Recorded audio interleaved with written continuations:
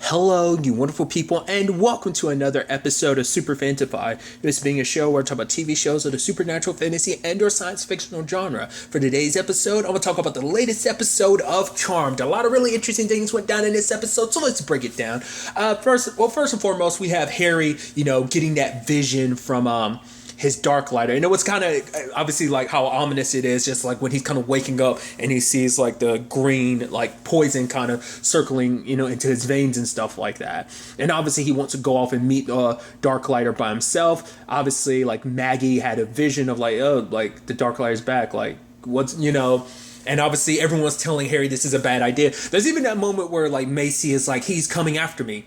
I mean, us. It's kind of like, ooh, and then it's still kind of a complicated thing. But obviously, Harry doesn't want to involve the Charmed Ones because it's like, he wants to try and bottle him up.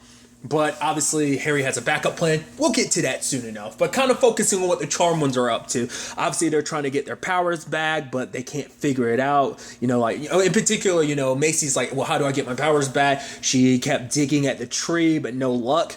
Maggie happens to end up, I guess, digging just the right or rather wrong spot, and the whole place goes into shutdown, and it's like, wait, what? So that is interesting because it's like, because at first I was wondering, did she hit basically a tripwire, or was it just, I guess once you dug deep enough, like it automatically triggers, so maybe Maggie just happened to dig in that particular spot. But nevertheless, they're kind of locked in, no powers and stuff like that, and now they have to talk about spilling the truth or whatever, especially when it comes down to like that laser thing attacking. Well, I skipped over the best part. We got some interesting info where like, oh, here's a book and there's names and stuff. Well, because new pages activated because they touched the book together. I was like, that's so interesting. I mean, why would you all three touch the book at the same time? That was never something required of you with the original book. So why would you with the Book of Shadows? So like, why would you do this with the Elder's book? But they see a whole bunch of names, and it's three names. I kind of figured as much. I was like, wait, are these supposed to be previous Charmed Ones? Which turns out to be the case. I figured with the red names, I'm like, those are ones that died, aren't they? Because I was thinking like maybe at the end of the day, like the power of three, you need to make some grand sacrifice, at least one of the sisters. I'm getting kind of ahead of myself. But I am trying to remember.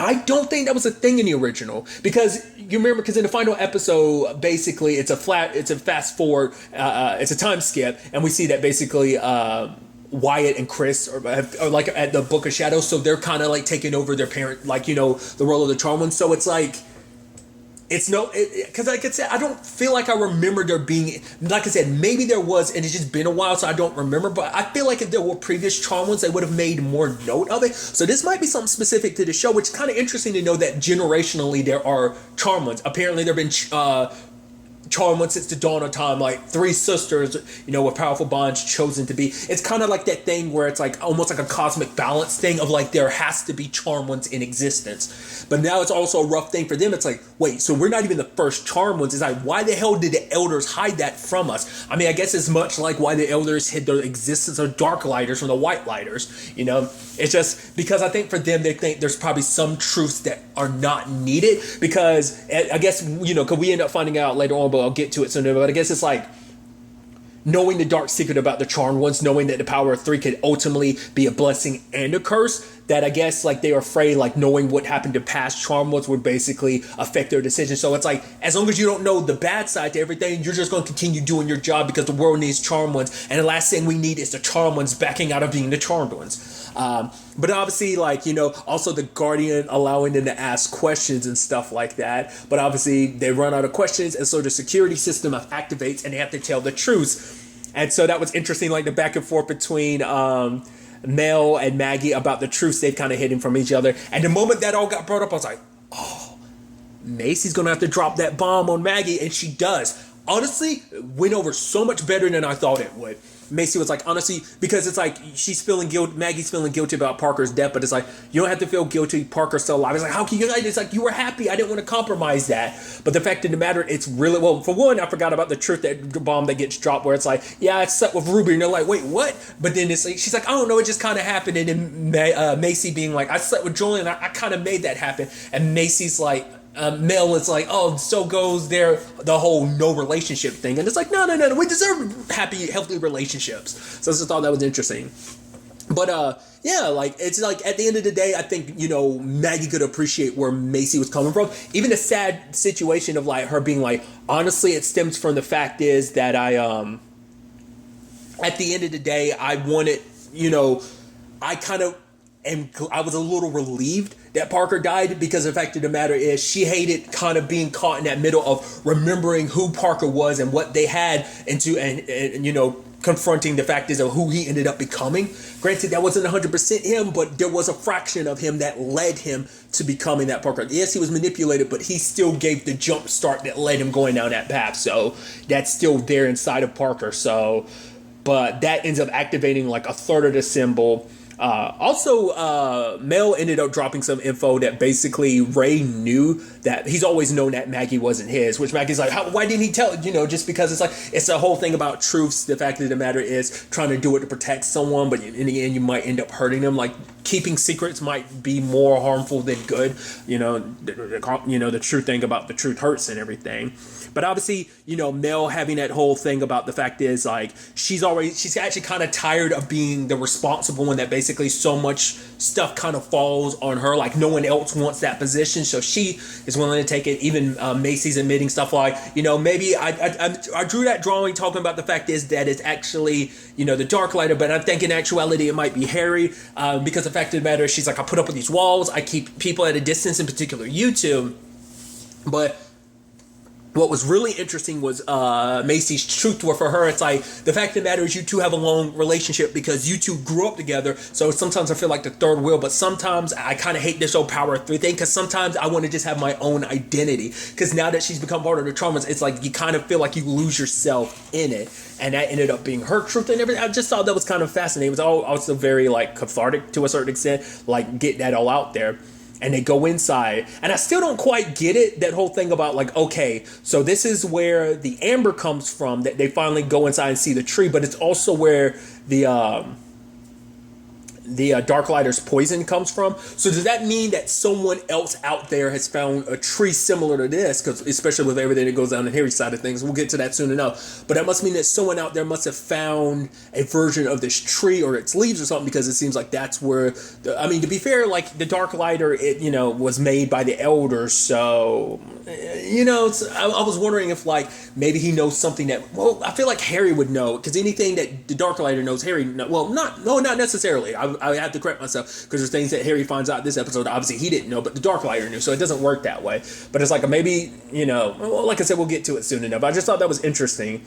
But they end up meeting a previous charm one, which I'm blanking on that actress's name, but I've seen her in quite a few things. She played Clementine in the Netflix show Hemlock Grove. She was in the short-lived sci-fi show Ghost Wars. She's in a show called V Wars for a little bit on Netflix. So I've seen her. I want to say, like, I could be mistaken. I think the thing she's kind of best known for is Battlestar Galactica. I've never seen Battlestar Galactica, but I think that's one of the things she's kind of best known for, that actress. I could be mistaken, but nevertheless, she kind of brings up the whole thing about the charm ones. Like it can be, it can be a great power of good, but it can also be destruction. And basically saying that one of the, obviously the red names, because one of the charm ones die, it's kind of like their fate. Every other previous charm one of them has died, because basically it's on the foundation of sisterhood. And I guess like maybe at some point when the power of three was necessary, like maybe the power overwhelms them because they're not so tight knit that one of them ends up dying. I guess because the power of three doesn't exist, it leaves the remaining charm ones vulnerable, so they end up dying in the process, or maybe they fight the fight, but maybe they just eventually die of other means. They don't really get into that too much.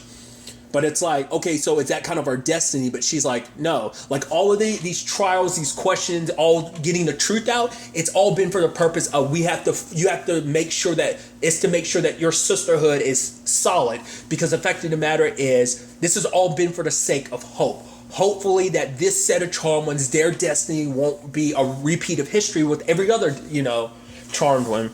Because it's interesting too, because like this Black Amber will give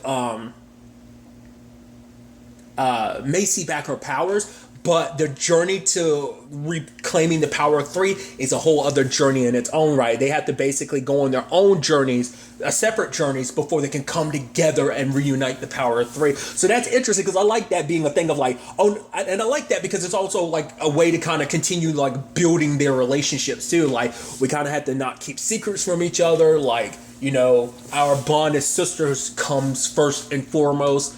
And, you know, to know that the power of three isn't back now. That, yeah, Macy gets her powers back, which we'll get to that in a second. But the fact of the matter is the power of three is kind of a whole other separate journey. So I think that's kind of an interesting element to it. But at the end of the day, it's like, okay, so they have to make a choice, because it's like Macy could always choose not to get her powers back and make it so that they don't have to even worry about the power 3 situation, but it's going to leave them vulnerable for whatever threat comes their way. Obviously for Mel and Maggie, they're in this all the way, but at the end of the day, it is Macy's choice, and obviously they've got her back no matter what choice she decides to make, which ultimately she decides to get her powers back, which, interestingly enough, we don't quite know what her power is, because at first I was like, okay, because everyone else's powers have shifted, and it seems like she's still got some form of telekinesis because the leaves and everything. But then I was like, is she airbending? Could that be what it is?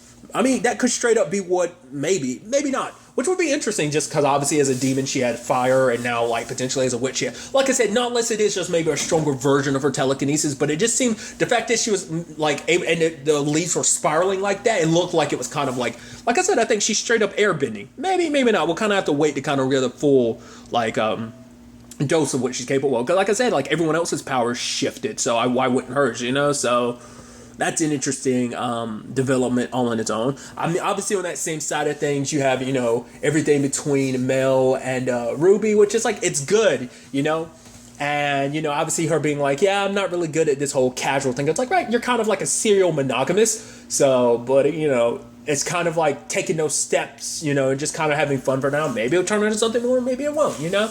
But, you know, like I said, because they've kind of all put their hearts on hold. And like Macy said, they kind of all deserve this. Once again, to me, that was always an interesting storyline with the original Charmed was them trying to balance, them trying to have a normal life. But being a Charmed one doesn't permit that. And obviously, you know, in this series, the Charmed ones kind of learned that the hard way as well, you know? So, but regardless of all of that, so that's that side of things. But another side of things is Harry going to Abigail for help, which is interesting because we never found out what it is, but Godric came to her and like they were looking for something. We never got to find out what the hell that was in particular they're looking for. But Harry goes to Abigail because it's like he needs someone there. Like if this whole thing with capturing the Darklighter doesn't work, he needs someone to destroy the Darklighter. Yeah, it might kill him, but it means getting rid of the Darklight. And it is also super messed up of him. He's asking Abigail to do this. Like, oh, I guess the Charmers must have said no to. He's like, no, I didn't ask them to do it. It is, and it's something Abigail kind of chews him out for it later on. It's like, when you need the dirty work done, you come to me, because you wouldn't even bring the Charm ones. You wouldn't even ask them to do this because they wouldn't,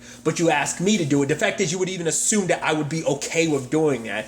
It is kind of messed up on his part, but she does say at the end of the day, like, if I do this with when we're successful and you capture the Dark One, we got to spend one night alone uninterrupted. And he's like, well, is that really what you want? She's like, yeah, that's what I want. So they end up going there, but they find the entire town frozen. It's like, okay, what's this all about?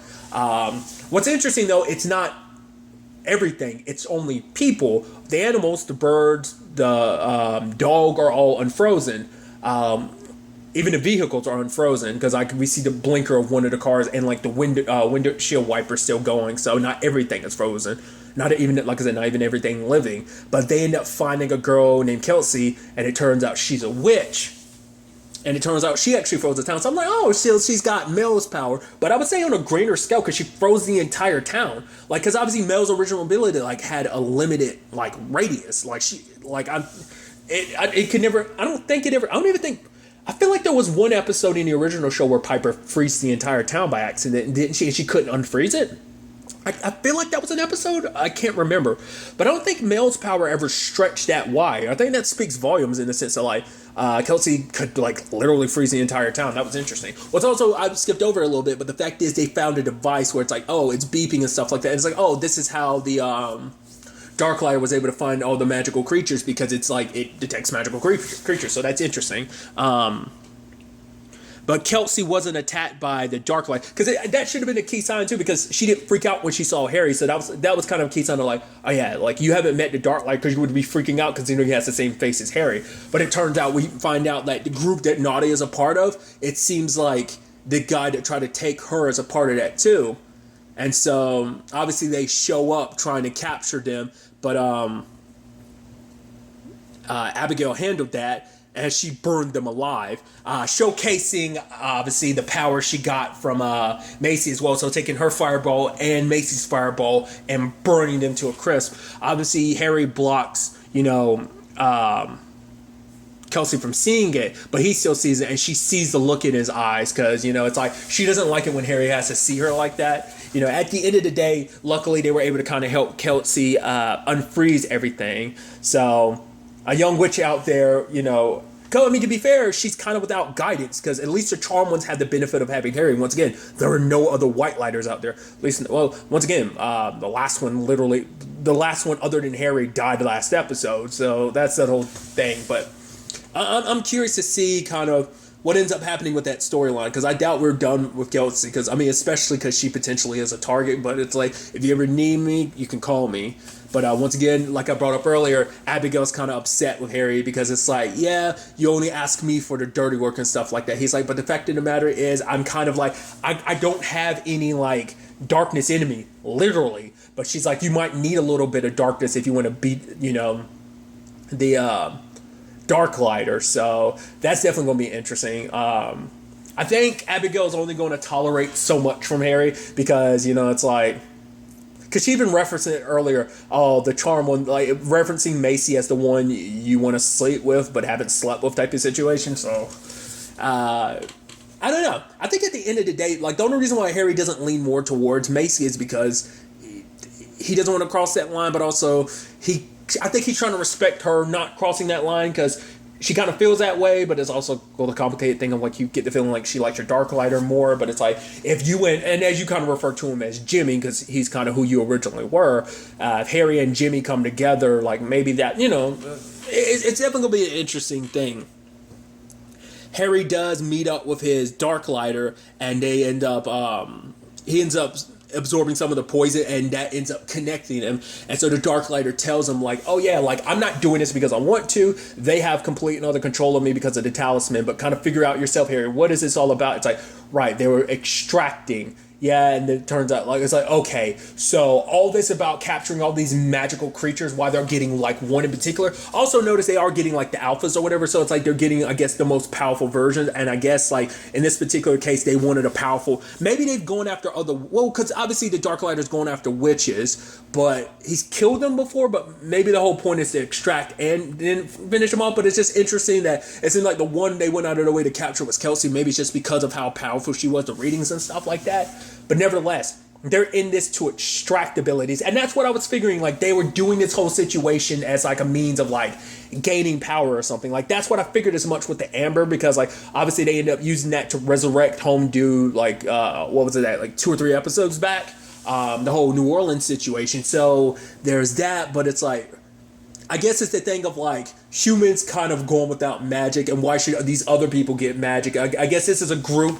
We still don't 100% get their whole shtick, but it seems like, I guess it's a thing of, like, maybe they're a group that's known about magic's existence, and it's like, all these magical creatures, they don't deserve it. We humans deserve it. It's time we take it and make it our own. Maybe they kind of, like the dude they resurrected, maybe he's like some cult leader, some old school dude that kind of started all of this. Maybe he's kind of like some, not necessarily a religious figure, but maybe, like I said, in a cult type of way. Maybe that's who he is, and he died, and, you know, part of me was, I hope it doesn't end up being that. Like, I don't think it will be, but I'm like, you don't think this got anything, like, just throwing it out there, because, you know, like, the Nazis were all about the occult and stuff like that, you know, that was, and that's always, to me, I find that as an interesting historical thing, that apparently, like, Hitler did, like, have his scientists looking into the occult and stuff like that. So who, you know, one of those guys kind of connected to that, and it just, he's belonged to, like, a society that wanted to, you know, not necessarily Nazis, but maybe, depending on how old he is. His uniform, I feel like, would have looked like that, but maybe not. Maybe he's someone that's important to Nadia that ended up dying. But it seems like no, because it seems like Nadia reports to someone else. So we don't quite know the significance of it. I'm really interested to kind of dive into all of that and, ultimately figure that out. Maybe it's kind of like, if you've seen the show Timeless, maybe it's something similar to that other the organization that I'm blanking on her name that they end up facing in Timeless, because it ends up being oh god, what was Abigail Spencer's character's name in the show? Her grandfather? No, her great grandfather. He ends up being if you've seen Timeless, you know what I'm trying to say. Like, I'm wondering, is it kind of like that type of situation that, like I said, some old school person being resurrected because they had certain beliefs that it's like, oh, you'll lead us into the new dawn with us having all these powers and stuff like that. Maybe it's about putting humankind back on the top of the on top of the what's the word I'm looking for? On top of the food chain is what I was trying to reference. Like, maybe that's what that's supposed to be. But granted, are they doing this for all regular humans, or is it just for a select few? Maybe it starts off with a select few, and then it's like, oh, we're going to revolutionize the world. Or maybe the whole point is to sell abilities, where it's like, oh, you want telekinesis? You got telekinesis? Just pay us a good chunk of money. Kind of similar to the dude, what's his name, Seth in Misfits, who'd basically sell people's, like, people will sell their powers to him, or he'd give you certain powers in exchange for money. Like, I'm wondering if it's supposed to be something like that. Maybe not. I'm interested to see ultimately where all this ends up going, especially because Darklighter Harry was kind of like, oh, like, if you want to know what's coming, you're going to have to free me, because I'm the only means that's going to help you face whatever it is that is about to come. So that's definitely going to be interesting to see how that all works out.